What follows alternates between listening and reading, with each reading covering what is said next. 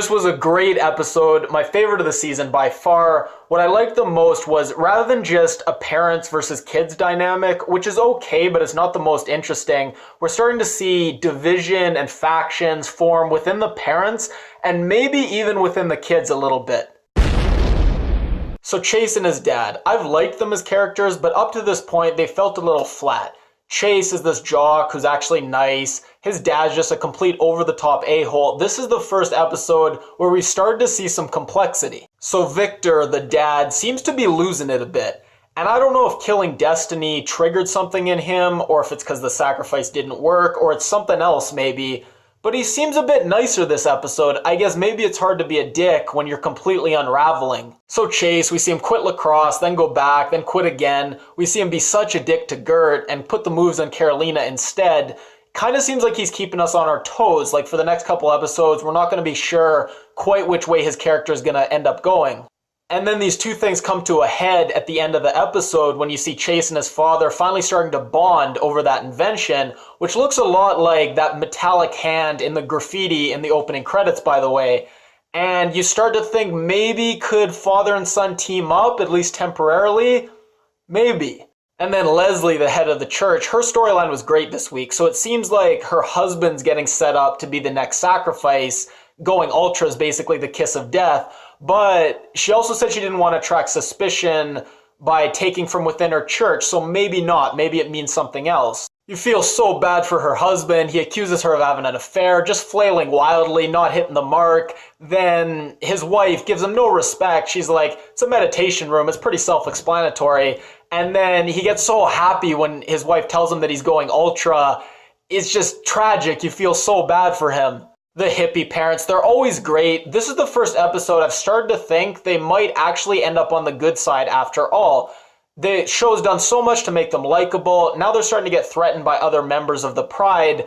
I could really see them even teaming up with the kids against the rest of their group. When she's like, the Pride can suck it, and he's like, testify, Mama Bear. Or when they're arguing and she's making the kale smoothie. Or just their chemistry, how they're able to make up lies together at the same time about rare hedgehogs or mushroom hunting. It's just great. I really hope they turn out to be good. Obviously, the dinosaur was great this episode when its mouth opened up in Molly's face. It was great. It reminded me a lot of Alien. When she kicked and it went flying, it was cool. That's the first time I've seen them do something cool with Molly's super strength. I liked that. And then when Gert was petting the dinosaur, she looked so happy, and I was glad for her. It was a tough episode for her. Chase was such a dick. I'm glad something kind of nice happened at least. I still don't see much chemistry when all the kids get together in a group. Alex and Chase have this rivalry. It's okay. Carolina, she's usually just the voice saying, oh, our parents are good, we should trust them. I don't see any cool dynamics emerge when they all get together. These should be the best scenes of the episode, and for me, they're usually my least favorite. This is a minor thing, but Carolina really frustrates me sometimes. She acts so tragic, and I don't understand why. When she goes to talk to Gert, and one of the other members is like, excuse me, Blondie, members only, and she scurries away, I just want to shake her and be like, you're hot and you're in high school. Why are you taking so much crap from people? I'm really, really excited to see more of her power, though. I think it looks really cool. I think it suits her really well. I like her power way more than I've liked Molly so far. I think we could definitely see Chase and his dad start to work together on these inventions, and Chase could even pull in Carolina too, because she seems pretty attached to her parents and the church, and Chase, she doesn't seem to have a bond with the other kids as much, so I could see them kind of teaming up with the other parents, but I could see Alex's dad, the hippie parents, and maybe even the couple having the affair kind of turn against the Pride at some point.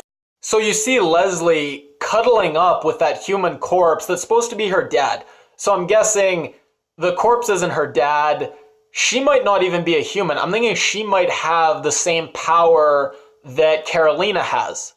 And then Chase's dad, sweating profusely all episode, he says his malaria medicine's acting up. I'm going to go out on a limb and guess it's not his malaria medicine, and he might be the next one we see with powers. So we finally got that moment where one of the characters says the title of the show for the first time. He said it! He said it!